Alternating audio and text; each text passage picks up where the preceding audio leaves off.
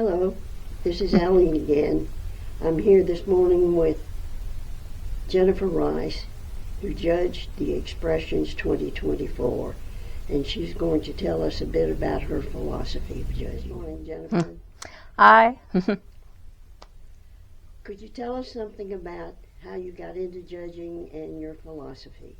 Sure. So, as I said in my judge's statement, when I'm asked to either judge a show, which is what I did with Expressions, everybody gets in and then the judge goes and gives different awards, or I'm asked to actually jury a show, which I'm actually selecting pieces. So some people's work gets in and some people's work doesn't. I come from it like two different perspectives. As an artist who's exhibited quite a bit, and has gotten into a lot of shows and won awards and gotten grants and stuff like that, but has also been rejected quite a bit. So that just comes with the territory. So I come from it from an artist perspective. Also someone who has one of my degrees is a bachelor's in fine arts from an art and design school. So as I said in the juror's statement, things that are done or made well is something that's fairly important to me. On the other side, when I'm also jurying or judging, I'm coming from a curator's perspective, because I've worked as a curator, a gallery director, and in our art museums and contemporary art centers for about 25 years at this point. So I'm also, thinking about it from that perspective as well. So both as an artist and also as someone who's been a curator, a gallery director. So the three things I talk about in my judge's statement that I think about is, number one, is this something that is visually and or aesthetically or conceptually compelling? Like, is it like interesting to look at? Is it interesting to think about? Is it presenting an idea in maybe a slightly different way that really makes you, oh, that's a really interesting take on that, or that's a really interesting concept that they're presenting.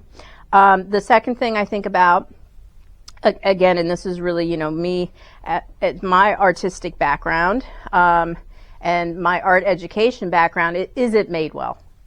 Is the execution, and I'm not, whether it's abstract, it's representational, whatever media it's made out of, is it made well? Is there intention and sort of mastery in the execution of whatever media is being used? And then lastly, and this is really the gallery director, the curator coming out in me, and also someone who buys a lot of art and teaches artists how to run arts businesses, is it presented well? Like, is the frame intact?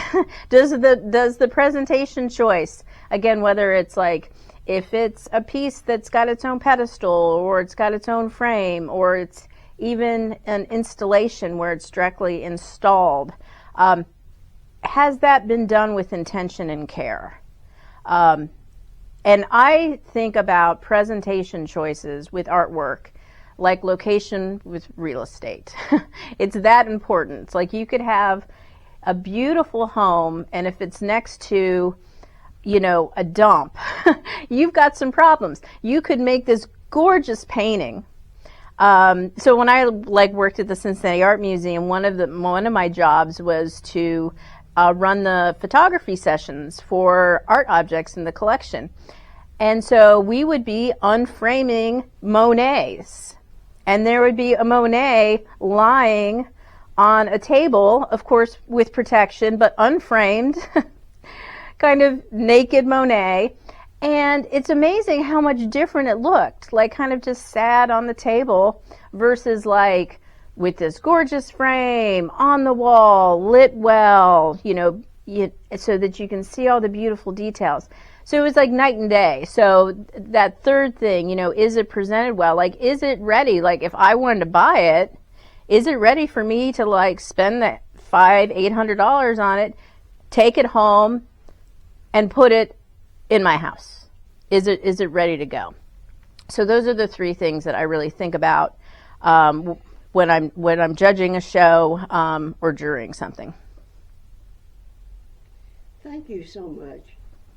I hope my watchers enjoy it as much as I did.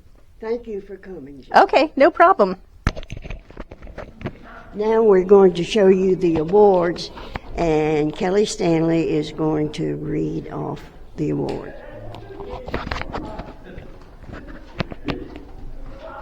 For the Award of Distinction in Photography, sponsored by Annette and Paul Huckfeld, is Joan Norman of Dobson, North Carolina's Worn Out. Third place Photography, sponsored by Dottie and David Lewis, is Jerry Reeves of Martinsville, Virginia's Pemaquid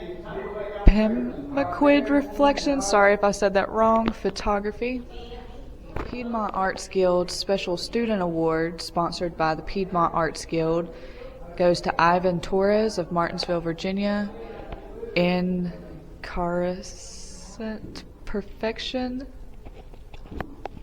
Third place in drawing, sponsored by Helen and Terry Carter, in memory of Arlene Smith. It goes to John Handy at Axton, Virginia. It's Untitled Drawing. Award of Distinction for Mixed Media, sponsored by Annette and Paul Huckfeld, goes to Gina Luthien Stanley of Roanoke, Virginia, Flowers Under the Moon. Second place student, sponsored by Ben Gravely, goes to Alexis Kennedy of Axton, Virginia, A Mother's Bound Soul. Second place mixed media, sponsored by Teresa Betchler and Dave Meyer, goes to Cheryl P. Mackian of Willis, Virginia, Ancient History. Third place student, sponsored by Ben Gravely, goes to Emma Metzger of Martinsville, Virginia, Exploration. Second place 3D, sponsored by Teresa Betchler and Dave Meyer, Kelly Stanley, Bassett, Virginia, Betty.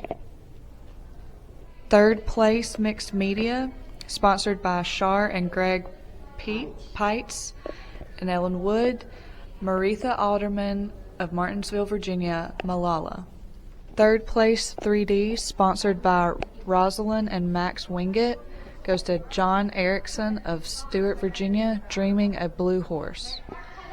First place mixed media, sponsored by Olivia and Press Garrett, goes to Kelly Willard of Madison, North Carolina, Where Wild Things Grow. Award of Distinction for Drawing, sponsored by Annette and Paul Huckfeld, goes to Scott Kitts of Roanoke, Virginia, Enzo Realization of Emptiness. First place drawing, sponsored by Randy Robertson, goes to Lee Farley of Danville, Virginia, Autumn Trail. Second place photography, sponsored by Toy and Joe Cobb, goes to Artemisia Blankenship of Martinsville, Virginia, Good Old Virginia. Third place watercolor, sponsored by Linda and Ran Isley in memory of Sally Jordan, goes to Nancy White of Sandy Ridge, North Carolina, Dendriatic. First place watercolor, sponsored by Lucy and A.C. Wilson, goes to Patricia T. Carr of Roanoke, Virginia, Hidden Treasures No. 1. Best Linwood Artist, sponsored by Linwood Artists, goes to Donna Koger of Martinsville, Virginia, Becoming Tao. Second place drawing, sponsored by Rebecca and Mark Crabtree, Mallory and Richard Joyce, goes to Candy Finley Hall of Collinsville, Virginia, Guilt, 101 Monsters. Second place oil and acrylic, sponsored by Rebecca and Mark Crabtree, goes to L.J. Wagner of Martinsville, Virginia, Meditation of the Sun. Third place oil and acrylic, sponsored by Imogene and Isidore Draper in memory of Chaney Thomas, goes to Ashley Ulstein of Martinsville, Virginia, La Vida Splendida. First place oil and acrylic, sponsored by Brenda and Joe Williams, goes to Lori Waterfield Callison of Martinsville, Virginia, Coastal Treasures. Award of Distinction, oil and acrylic, sponsored by Annette and Paul Huckfeld, goes to C. Knighton of Martinsville, Virginia, Bird-Headed Arroyo.